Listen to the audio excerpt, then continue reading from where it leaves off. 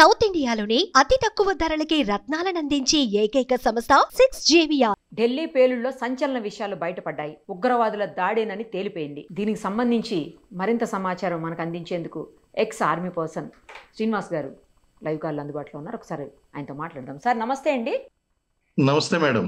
Sir మీరు మేజర్గా కూడా వర్క్ చేశారు, ఆర్మీలో చాలా కీలకమైనటువంటి పదవిలో పనిచేశారు. మీకు మొత్తం తెలుస్తుంది అసలు ఇదంతా ఉగ్రవాద దాడా కాదా అని చెప్పేసి చాలా చర్చ నడిచింది రాత్రి నుంచి కూడా. అసలు ఎవరికి అర్థం కానటువంటి సిచ్యుయేషన్.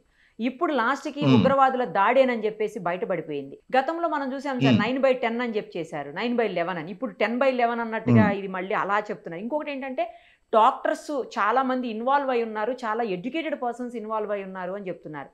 ఆ పర్సన్ ఎవరైతే ఉన్నారో ఉమర్ అనే వ్యక్తి కూడా తను ఆత్మాహుతి దాడి చేసుకోవడానికి కూడా రెడీ అయిపోయి సిద్ధంగా ఉన్నాడు అని చెప్తుంది. ఏంటి సార్ అసలు ఏం జరుగుతుంది?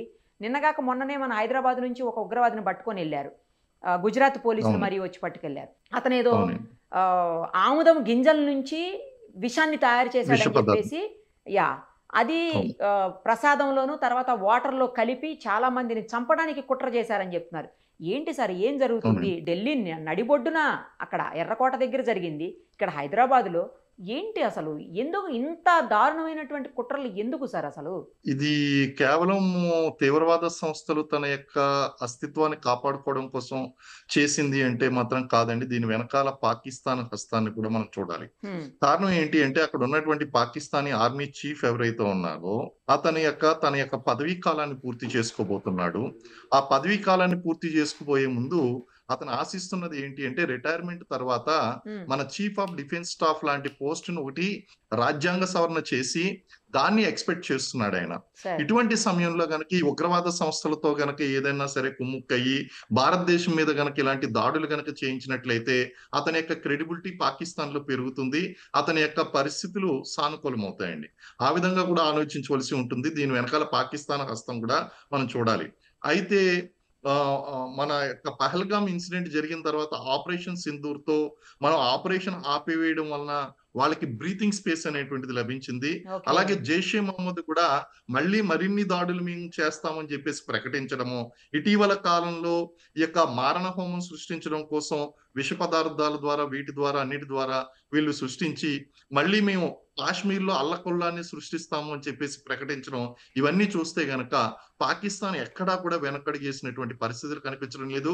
పాకిస్తాన్ ప్రజలు వెనకడిగేసారేమో తప్ప తీవ్రవాద సంస్థలు గాని ఇటు మిలిటరీ లీడర్స్ గాని ఏమాత్రం కూడా వెనకడుగు వేయడం అనేటువంటి జరగలేదు. ఇలాంటి తీవ్రవాద సంఘటనలు అనేటువంటివి జరుగుతూనే ఉంటాయి, మనకి సవాళ్లు విసురుతూనే ఉంటారు. మనం ప్రొయాక్టివ్ గాను రియాక్టివ్ గాను యాక్షన్స్ తీసుకోవాల్సి ఉంటుందండి. ఇది మాత్రం నిన్న ఊహించిన విధంగానే, ఎందుకంటే అమిత్ షా గారు మాట్లాడినప్పుడే అన్నారు ఇది ఆత్మాహుతి దళం వాళ్ళు చేసినటువంటి దాడులని.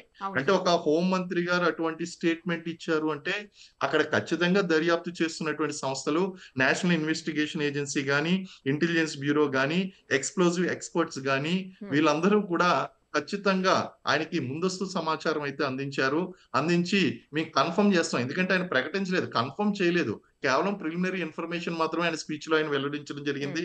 అలాగే ఆసుపత్రిలో చికిత్స పొందుతున్నటువంటి క్షతగాత్రులు ఎవరైతే ఉన్నారో వాళ్ళని స్వయంగా వెళ్ళి వాళ్ళని పరామర్శించి విషయాన్ని తెలుసుకున్నారు ఆయన.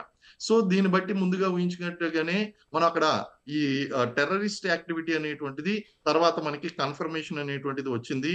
ఇప్పుడు మన యాక్షన్ ఏ విధంగా ఉండబోతుంది? ఎందుకంటే మనం చెప్పాం ఫర్దర్ గా ఒక్క యాక్షన్ చేసినా సరే మన దగ్గర నుంచి ప్రతిస్పందన అనేటువంటి చాలా తీవ్రంగా ఉంటుంది అని చెప్పేసి.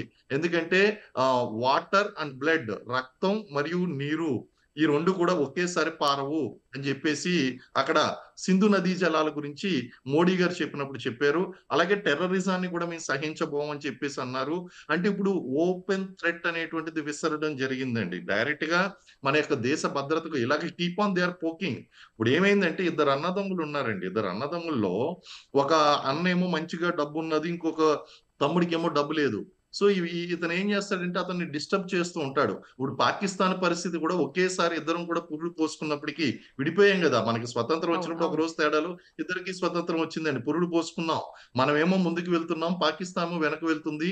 అక్కడ ఉన్నటువంటి ఆ యొక్క నాయకులు ఎవరైతే ఉన్నారో వాళ్ళ ప్రజల్ని మభ్య పెట్టడం కోసం భారతదేశం మీద బురద చల్లడం, భారతదేశంలో తీవ్రవాద కార్యకలాపాలను ప్రోత్సహించడం, కాశ్మీర్ వేర్పాటు వాదాన్ని ప్రోత్సహించడం, ఇలాంటి రకరకాలైనటువంటి సమస్యలను సృష్టించి వాళ్ళకున్నటువంటి ఇంటర్నల్ ప్రాబ్లమ్స్ ఏదైతే ఉన్నాయో వాటిని కవర్ చేసుకోవడానికి ప్రయత్నిస్తున్నారు.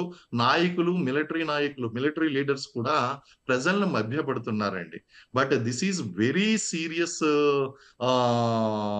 Incident which has happened.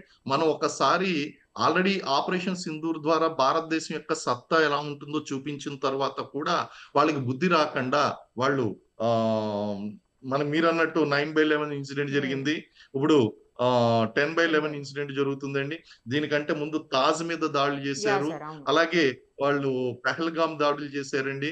Pulwama సంఘటనలు జరిగినాయి. అంటే మనకి నెంబర్ ఆఫ్ ఇన్సిడెంట్స్ అనేటువంటివి తగ్గినప్పటికీ కూడా ఈ జరిగినటువంటి ఇన్సిడెంట్లు చాలా సీరియస్ గా చూడవలసి వస్తుందండి మనం. అవును, అవును. కారణం ఏంటి అంటే ఒక పక్కనేమో మనం దేశ భద్రతకు సంబంధించి పటిష్టమైనటువంటి ఏర్పాట్లను చేసుకుంటూ వస్తున్నాం. ప్రపంచ దేశాల్లో భారతదేశం యొక్క రక్షణ వ్యవస్థను పటిష్టపరుచుకుంటూ వస్తున్నాం. ఇండిజీనియస్ గా మనం అనేక రకాలైనటువంటి వెపన్స్ ని మనం తయారు చేసుకుంటూ ఎక్స్పోర్ట్ చేసేటువంటి దశకు వెళ్తున్నాం. ఇటువంటి సమయంలో ఇంటర్నల్ సెక్యూరిటీ, ఎక్స్టర్నల్ సెక్యూరిటీ అనేటువంటిది భారతదేశానికి సవాళ్ళు ఎదుర్కోవడం చాలా సహజం. కారణం ఏంటి అంటే మనకు అంతర్జాతీయంగా ఒత్తిడి పెరుగుతుంది. People wanted India to be under pressure because of terrorism, and we keep on fighting with the internal security. దేశ అంతర్గత భద్రతకు సంబంధించి మనం కొట్టుమిట్టాడుతూ ఉంటే మన యొక్క ఆర్థిక వ్యవస్థ చిన్న భిన్నంగా ఉంటుంది, వాళ్ళకి పోటీగా నిలవకుండా ఉంటామని చెప్పేసి ఇటు చైనా గాని అండ్ ఈ మధ్య కాలంలో అమెరికా, అలాగే పాకిస్తాన్ ప్రోత్సాహిత దేశాలు, చైనా ప్రోత్సాహిత దేశాలు, అమెరికా ప్రోత్సాహిత దేశాలన్నీ కూడా భారతదేశం మీద ముప్పెట దాడి చేస్తున్నాయి. అయినప్పటికీ కూడా మన అంతర్గత భద్రతను కాపాడుకోవాల్సినటువంటి కీలకమైనటువంటి గురుతరమైనటువంటి బాధ్యత ఈ రోజు మన నాయకులది, అలాగే మన ఉద్యోగులది, రక్షణ వ్యవస్థకి మనకు ఉందండి. అసలు ఏం చూసుకొని సార్, ఎందుకంటే ఏ రకంగా చూసినా కూడా పాకిస్తాన్ అనేది మనకంటే బ్యాక్వర్డే అన్ని రకాలుగా. ఏం చూసుకొని అంతగానో వాళ్ళు ఎగిసిపడ్డం, అసలు ఈ రకమైనటువంటి దాడులు చేసి అమాయకులు 9 మంది అమాయకులను చంపేశారు ఈ రోజు. ఎందుకు సార్ ఇంత? ఏం చేద్దామని, అసలు ఏం సాధిస్తారు అంటే వాళ్ళు? కేవలం పాకిస్తాన్ యొక్క ఐడెంటిటీ ప్రపంచ దేశాల్లో తీవ్రవాదంతో వాళ్ళు జోడించుకుంటున్నారు. ప్రజల యొక్క ఆలోచన వేరే విధంగా ఉంది. ఇక్కడ ఉన్నటువంటి మిలిటరీ నాయకులు, రాజకీయ నాయకుల యొక్క ఆలోచన వేరే విధంగా ఉంది. చాలా సందర్భాల్లో గతంలో డిస్కస్ చేసినటువంటి డిబేట్స్ లో గానీ, చర్చల్లో గానీ ఒక విషయం అనుకున్నాం. ఏ దేశానికన్నా సరే కాపాడుకోవడానికి ఒక రక్షణ వ్యవస్థ, డిఫెన్స్ ఉంటుంది.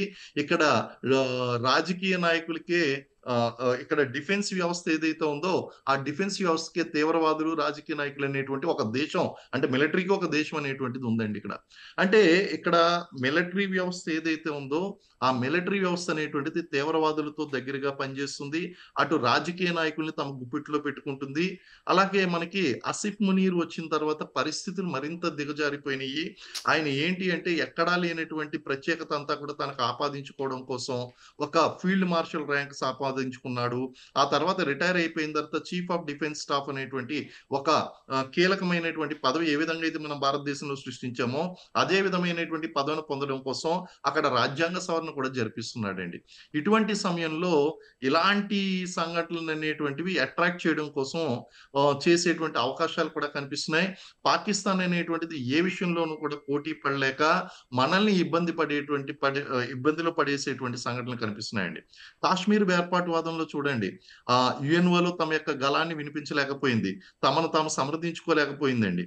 వాటినన్నింటినీ కూడా అలాగే క్రికెట్ లో చూడండి, క్రికెట్ లో కూడా వాళ్ళు మాటికి ఓడిపోతున్నారు భారతదేశం చేతిలో. అలాగే కనీసం మనం చేతులు కూడా కలపకుండా వాళ్ళని అవమానిస్తున్నాం. అంతర్జాతీయ ఆఖరికి వాళ్ళ కప్పు పట్టుకుపోయిన తర్వాత కప్పు ఇవ్వకుండా దాని గురించి కూడా మనం అంతర్జాతీయ స్థాయిలో వారు చేసినటువంటి తప్పుని మనం ఐసీసీలో మనం పేర్కొనడం అనేటువంటి జరిగింది. ఇవన్నీ కూడా చూస్తూ ఉంటే పాకిస్తాన్ కి ప్రతి చోట కూడా ఎదురుదెబ్బ తగులుతుంది. కాబట్టి నేరుగా ఢీకొనలేక ఇలాగ దొంగ దారిన వాళ్ళు మనకి దెబ్బ కొడుతున్నారు. ఇక తీవ్రవాదుల యొక్క పరిస్థితి కనుక మనం చూసినట్లయితే ఐడియాలజీ అండి. వాళ్ళ ఐడియాలజీ అనేటువంటిది లాంగ్ రన్ లో ఉండదు. ప్రస్తుతం వాళ్ళ అస్తిత్వాన్ని కాపాడుకునే విధంగా ఉంటుంది. వాళ్ళు మతం కోసం మత మౌఢ్యంతో మూడవ దశలో ఉన్నటువంటి మత తత్వంతో వాళ్ళు విరోధాత్మకమైనటువంటి మత తత్వవాదాన్ని ప్రదర్శిస్తూ ఆ యొక్క ఐడియాలజీలో జిహాద్లో పూర్తిగా కూలుకుపోయి తమ యొక్క ప్రాణత్యాగం కూడా చేయడానికి వాళ్ళు సిద్ధపడుతూ ఉంటారండి. కాబట్టి వాళ్ళు ఎందుకు మన దేశం ఈ విధంగా ఉంది, మనకి తినడానికి తిండి లేదు, మతం మనకి తిండి పెడుతుంది అనేటువంటి ఆలోచనలు అనేటువంటి వాళ్ళకు ఉండవు. వాళ్ళని చిన్నప్పటి నుంచి కూడా ఆ యొక్క తీవ్రవాద శిబిరాల్లోకి తీసుకుని వెళ్ళిపోయి ఆత్మాహుతి కూడా చేసుకునే స్థాయికి వాళ్ళకి శిక్షణ ఇస్తారండి. కాబట్టి ఇవన్నీ కూడా చూస్తూ ఉంటే వాళ్ళకి ఈ దాడులు అనేటువంటివి చేయడం ఒక స్వతంత్ర సమర యోధుడు తన యొక్క స్వతంత్రం కోసం పోరాడుతున్నటువంటి ఫీలింగ్ లో వాళ్ళు ఉంటారే తప్ప మనం హింస చేస్తున్నాం అనేటువంటి ఆలోచనలో ఎంత మాత్రం కూడా వాళ్ళు ఉంటారండి. ఇవన్నీ కూడా చూస్తుంటే తీవ్రవాదాన్ని మనం చాలా లాంగ్ రన్ లో హ్యాండిల్ చేయవలసి ఉంటుంది. దీనికి ఇమ్మీడియట్ సొల్యూషన్ అనేటువంటిది మనకు దొరకడం కష్టం అండి. రైట్ సార్, చూద్దాం. ఖచ్చితంగా దీనికి యాక్షన్ చేశారు కదా, రియాక్షన్ డెఫినెట్ గా మన సైడ్ నుంచి ఉంటుంది. Thank you sir. ఉంటుందని అనుకుంటున్నాం అండి. ఆపరేషన్ 2 సింధూర్ 2 తో మనం సమాధానం చెప్పాలి అని చెప్పేసి కోరుకుంటున్నాము. లెటస్ సీ అండి. Thank you. Thank you sir. Thank you అండి. Thank you. మరిన్ని అప్డేట్స్ కోసం Nirupama Suman TV insta page ని ఫాలో చేయండి. సుమన్ టీవీలో మీ పర్సనల్ అండ్ బిజినెస్ ప్రమోషన్స్ కోసం కింది నెంబర్ కి కాంటాక్ట్ చేయండి.